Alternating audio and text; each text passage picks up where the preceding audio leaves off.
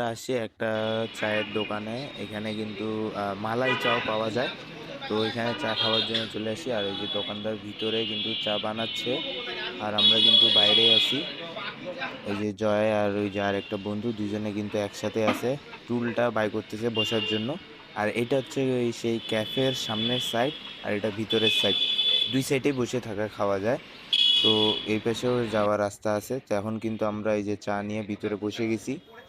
এই পাশে জয় আছে, আর সামনে কিন্তু ওই বন্ধুটা এই যে।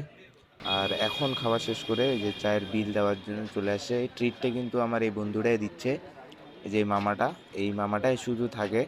আর এই সাইড সামনের সাইড কিন্তু বিকাল টাইম করে ভর্তি হয়, এমনি ফাঁকা। তো এখন সবাই আমরা খাওয়া দাওয়া করে চলে যাচ্ছি, এবার জয়ের দোকানে চলে যাচ্ছি। এই যে জয় আগে আগে, আর আমি পিছে, সামনে জয় চলে গেছে,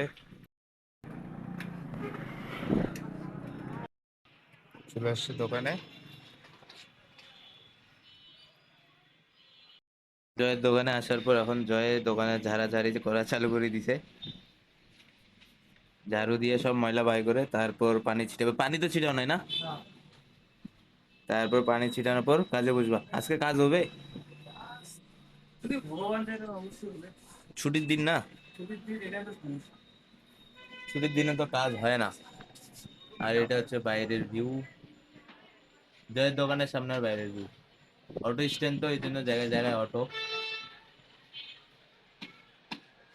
আর আমি বাইরে বসে আছি ফ্যানের বাতাসে, কাজকর্ম নাই এই জন্য। তো ঝাড়ু দেওয়া শেষ করে জয় কিন্তু এখন আগরবাতিও দিচ্ছে।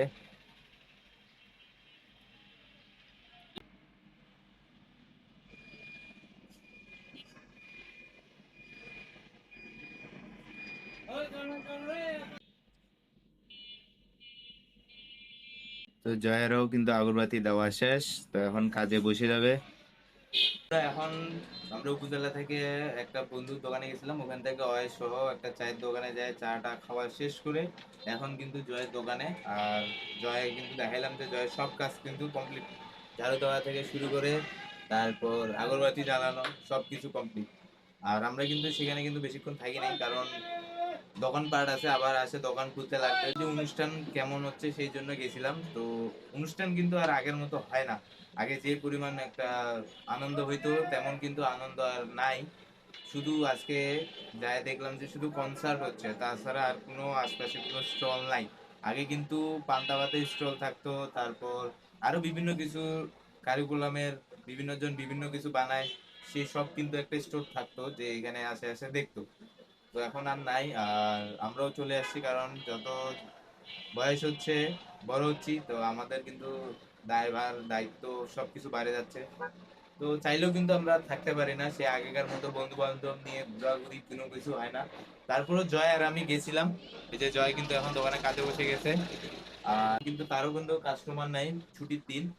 তো সেই জন্য তারপরেও কিন্তু দোকানে চলে আসছি, যদি কোনো কাজ থাকে বা কেউ যদি চলে আসে। তো এখন আমার বন্ধু কি বলে তার কথা একটু শুনেন। হ্যালো গাইস, আমরা এখন আমার দোকানে আছি। আমরা এই তো ঘুরে আসলাম উপজেলা থেকে। ভালো লাগে না এখন উপজেলায় ওরকম জিনিসপাতি নাই, ওরকম নাচ গান হয় না, ওরকম অনুষ্ঠান অনুষ্ঠান হয় না।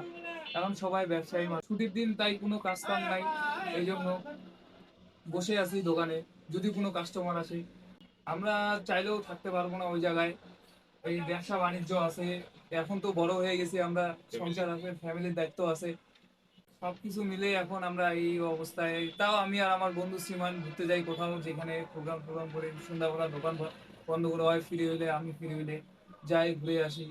ঘুরে ঘুরে ঘুরে যেটুকু সময় পাই আর কি, যেটুকু সময় ঘোরাঘুরি করতে পারি, রিল্যাক্স টাইম, একসাথে আড্ডা দিই। আগে তো খুব আড্ডা দিতাম, এখন আর ওই হয় না।